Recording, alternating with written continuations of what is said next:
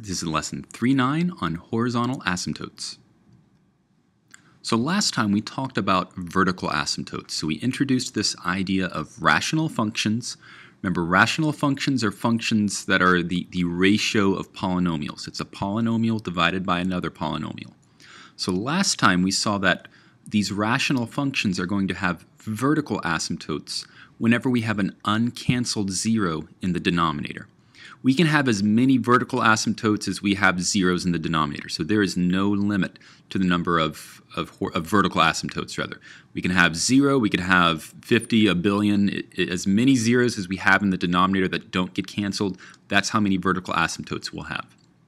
In this section, in the next section, we're going to talk about horizontal asymptotes, that's today, and tomorrow, oblique asymptotes.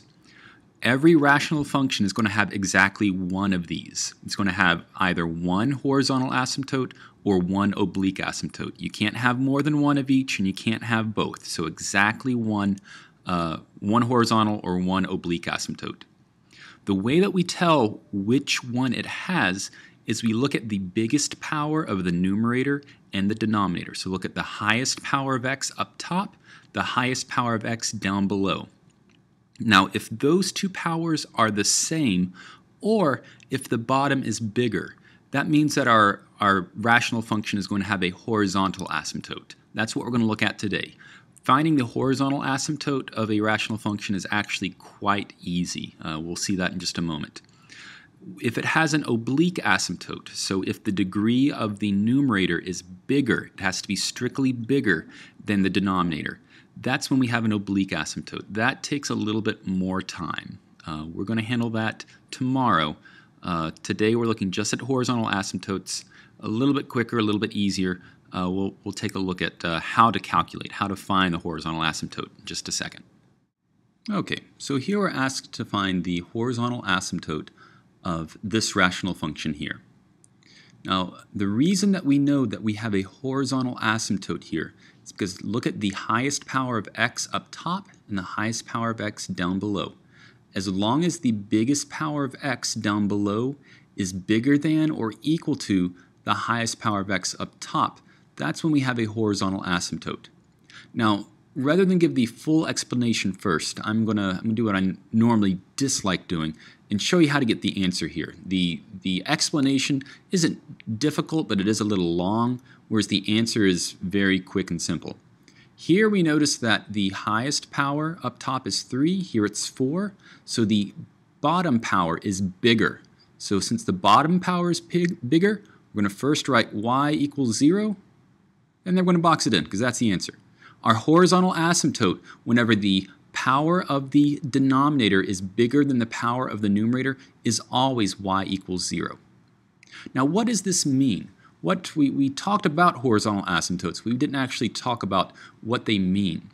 Horizontal and oblique asymptotes, they are describing the behavior of this big function for very large values of x. So as x goes to infinity or as x goes to negative infinity.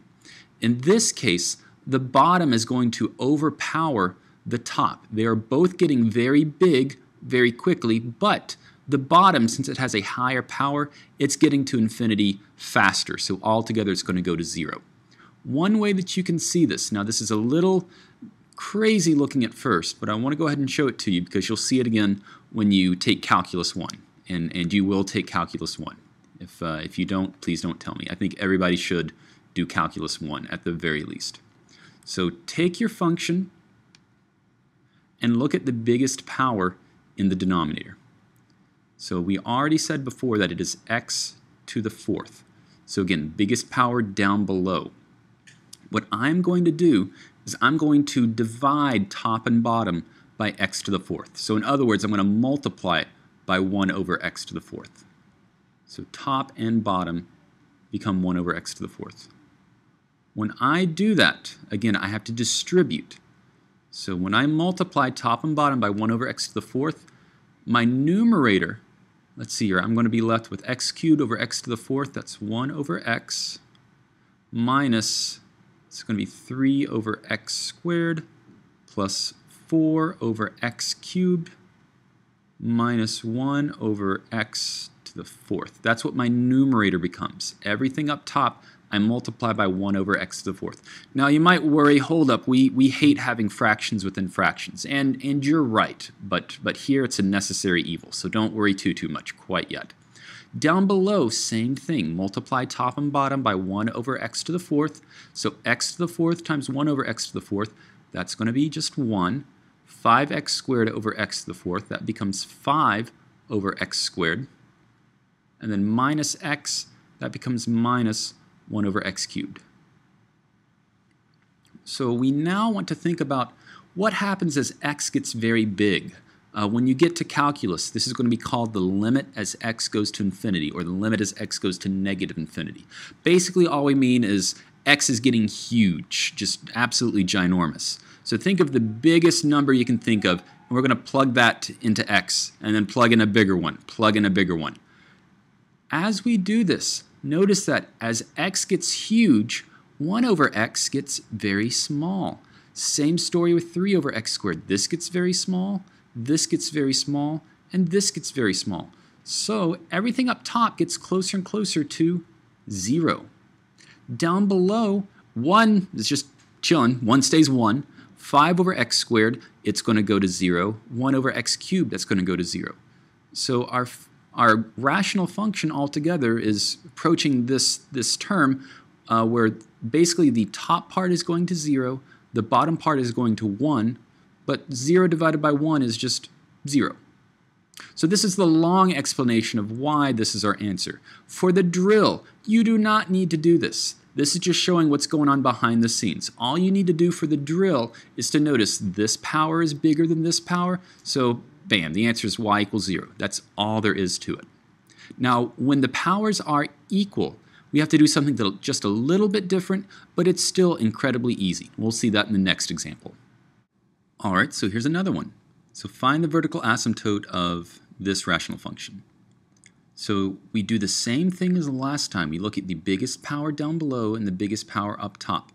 Double check. Normally they're going to be in decreasing order, but from time to time, one will pop up that's trying to trick you, and the biggest power of x will actually be listed somewhere in the middle or towards the end. So always double check that the first term is in fact the biggest power of x. It's not that it's the first term that we care about.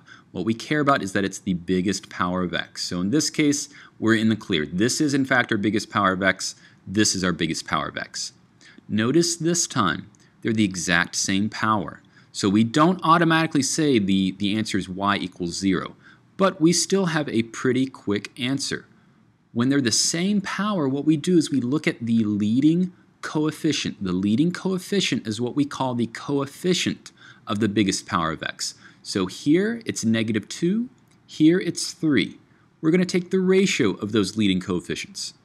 So this time our answer is -2/3. All there is to it. Now once again, what's going on? Why is this the answer? Do the exact same thing we did before. Look at the biggest power of x down here and divide by it. So in this case, I'm going to divide by x cubed. So I rewrite my top and my bottom. So there's my numerator. Here's my denominator. I'll multiply top and bottom by 1 over x cubed. So remember, this is the exact same thing we did in the last problem. Now this time, notice that up top, remember last time we were left with a 1 over x term as the very first term. Here though, we're left with a -2 as the first term. And then from there on out, we're left with terms where we have a power of x in the bottom. So everything gets multiplied by 1 over x cubed. So 3x squared times 1 over x cubed. X squared cancels with 2 powers of x down here, leaving just, oh I'm sorry, this should be just x, not x squared. My bad. All right, same story down below.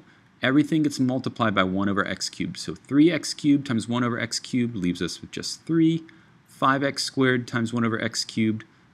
2 of the powers cancel out, and we're left with 5 over x, and so forth. Oh, sorry, we should have an x here, shouldn't we, from above. So plus 2 over x squared minus 9 over x cubed. Just like before, we think about what happens as x gets very big in the positive or negative direction. Notice it doesn't matter whether we're going to positive or negative infinity. All that matters is that x is getting huge. As x gets huge, 3 over x gets very small, it goes to 0. 2 over x squared gets very small, it goes to 0. Anything with a power of x in the denominator is going to go to 0.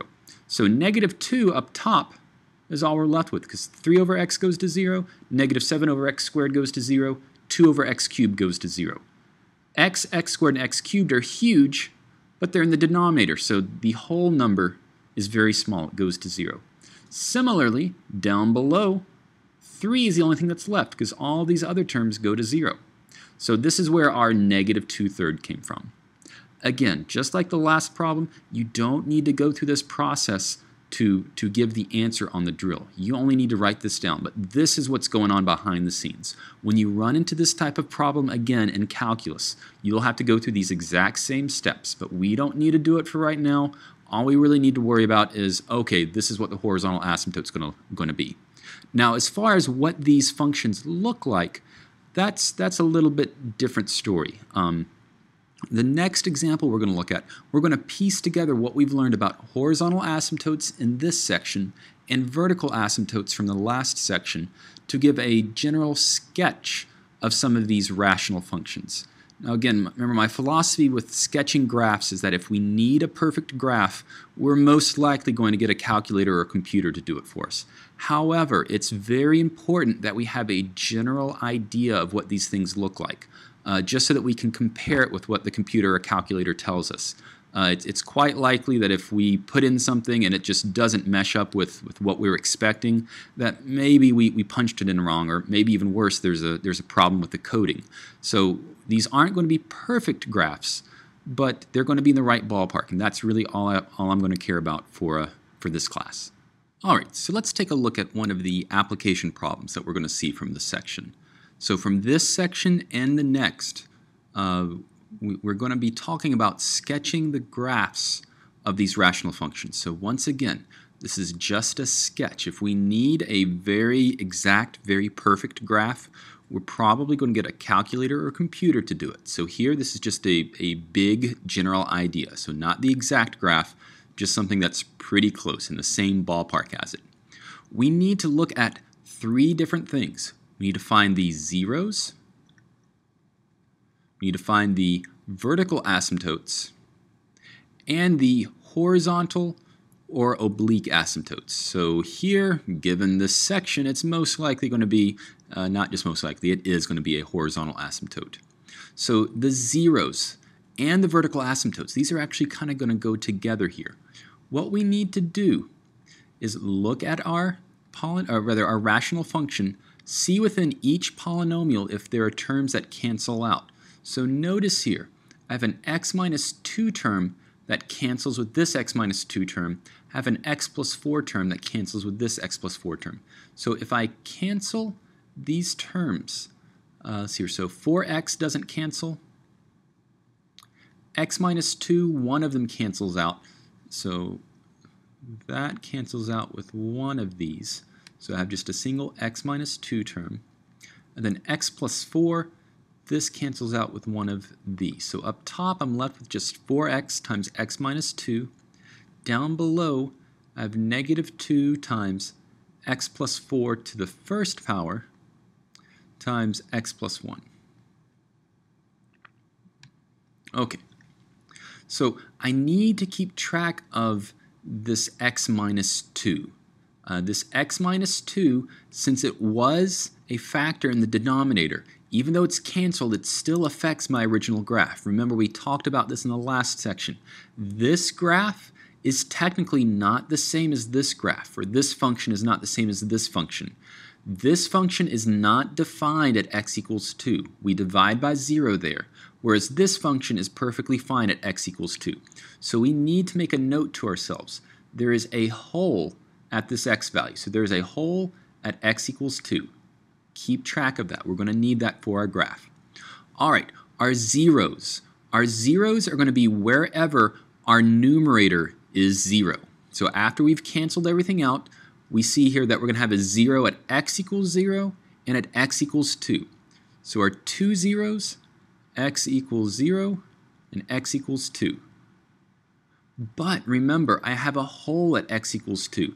So I'm going to make a little note here that this is actually a whole. Next, my vertical asymptotes. That's going to be wherever my denominator is 0. So that's going to occur at x equals -4 and x equals -1. And last but not least, my horizontal or oblique asymptote. Here, actually take your pick. We can look at the original function or the canceled function. Notice that the power of the numerator here in the canceled function is x to the first times x to the first. So this is power 2 altogether. Down here, I have x to the first times x to the first. So this is power 2 as well. So both of these have power 2. So that tells me that it's going to be a horizontal asymptote when they're the same power. Remember, I take the leading coefficient. So for these problems, you don't actually need to multiply everything out. If you're not sure, if you don't look at this and see, okay, these are the same powers, this is what my leading coefficient is going to be, you should have plenty of time where if you go ahead and multiply this out, that's perfectly fine. But you don't need to. These are both first power or power 1 terms, so we just add up the corresponding exponents to get the overall power for each polynomial. Furthermore, I'm going to give problems to you where for each of these terms the coefficient of x is 1, so you only need to look at these numbers right here. So here our horizontal asymptote, again it's horizontal because they're the same power, they're both power 2. Since they're the same power, remember, we take the ratio of the leading coefficients. So 4 over -2, that's just -2. Okay, so here's what I'm going to do. I'm going to draw my axes. I'm going to go ahead and plot my zeros. I know that I have a 0 at x equals 0. So I'm going to put a solid dot there. But I know that I also have a whole at x equals 2. X equals 2 was supposed to be a 0 because it's a 0 of the numerator. However, I had an x minus 2 term in the original rational function, so I don't actually have my function at that point. It's undefined. So at x equals 2, I'm going to put an open dot. I have a whole at that point. All right, next, I'm going to put in my vertical asymptotes. So at x equals -4 and x equals -1. Let me go ahead and put some hash marks in. So that's x equals 1, 2, 3, 4, -1, -2, -3, -4. So at x equals -4, I have a vertical asymptote. So I'm going to put in a dashed line just like this, x equals -4. At x equals 1, rather -1, we'll do the exact same thing. Okay, next I have a horizontal asymptote at y equals -2. So here's y equals -1, y equals -2. So I have a horizontal asymptote at y equals -2. Do go ahead and put in these dashed lines, please. This is an important part of this problem. All right, one last thing we need to do. We need to figure out where our function is positive, where it's negative. We need to focus on these values right here, our zeros and our vertical asymptotes. So I'm going to put each of these values on our number line. So -4, -1, 0, and 2. Hopefully this reminds you a lot of our polynomial inequalities. The process is actually almost exactly the same. Pick easy values in each of these intervals, plug them in right here. You do not need to know the exact value, you just need to know if you get a positive or a negative number back. I would actually prefer to go ahead and make a little table here just to make sure I don't mess things up. So in this table, put 4x, x minus 2, x plus 4, x plus 1, and go ahead and keep track of this -2 just so that we don't that's going to change whether or not it's positive or negative. So 4x x minus 2, x plus 4, x plus 1. Now I'm going to go ahead and throw in that negative 2 just to remind me that that changes my overall sign. Okay, so pick easy values in each of these regions. So let's see here, negative 5, negative 2. This one's a little unfortunate, negative 1/2. But again, we don't need to know the whole value, just if it's positive or negative. 1 and 3. So let's make a little table for each of these. Negative 5, negative 2, negative 1/2, 1, and 3. Now just go through and see for each of these values of x, is 4x going to be positive or negative, x minus 2 is it going to be positive or negative, and so forth. So negative 5, we're going to get negative, negative, negative, negative, and negative. All of them are negative. So I have 1, 2, 3, 4, 5 negatives, an odd number of negatives. So altogether it's going to be negative. Same story for each of these values. This is going to be negative, this is negative, positive, negative, negative. So I have 1, 2, 3, 4 negatives. So altogether positive. Negative, negative, positive, positive, negative. So altogether it's negative, positive, negative, positive, positive, negative. So altogether positive. And last but not least, positive, positive, positive, positive, negative. So altogether negative. All right, what this means, notice I have each of these points, negative 4, negative 1, 0, and 2, already mentioned over here on my graph in some way. They're either vertical asymptotes or zeros. So we went through and found that our graph is always going to be negative on this region, positive here, negative here, positive here, negative here. Okay, so to the right of x equals 2, I'm going to be negative. So I'm going to draw my graph like this. I'm going to draw it so to get closer and closer to my horizontal asymptote. So this is exactly how we need to do it. From 0 to 2, I'm positive, so my graph is going to do something like this. I'm positive between 0 and 2. From between negative 1 and 0, I'm negative. This is a vertical asymptote that I'm approaching, so I know that either I'm going to go off to positive infinity or negative infinity. Since I am negative on this region from negative 1 to 0, I know that I've got to approach negative infinity. Now don't worry, notice that we have crossed our horizontal asymptote. That is okay. The only time that we want to be picky about crossing the horizontal asymptote is far away, very far to the right or very far to the left. It actually doesn't matter if we cross the horizontal asymptote or not. We can actually find some functions that have a horizontal asymptote that cross it 2, 3, 5, infinitely many times. What matters about the horizontal asymptote is that we get closer and closer to it. Crossing it is actually okay.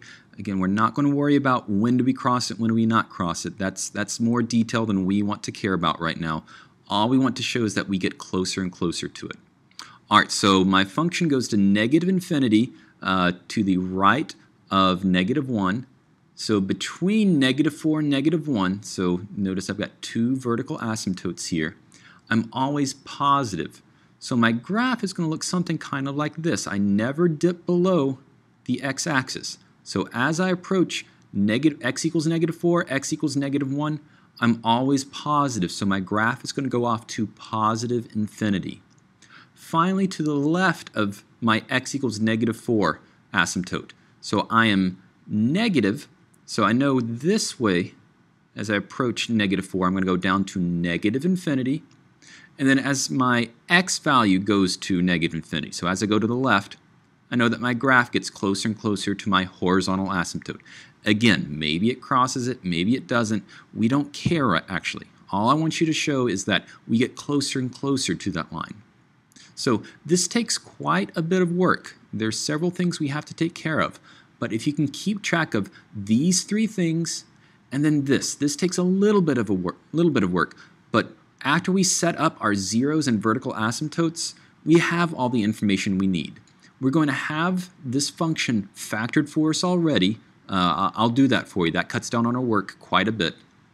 And that will help us out tremendously in finding what these are, what the zeros are, what the vertical asymptotes are, and it's actually pretty easy to figure out what the horizontal asymptote is going to be as well. So this is our final answer. This isn't what the exact graph looks like, but once again, we're not asked for the exact graph. We are sketching this. If we needed the perfect graph, we will use a computer or a calculator, but we need to have a general idea of what this looks like, just so that we'll know when a mistake has been made.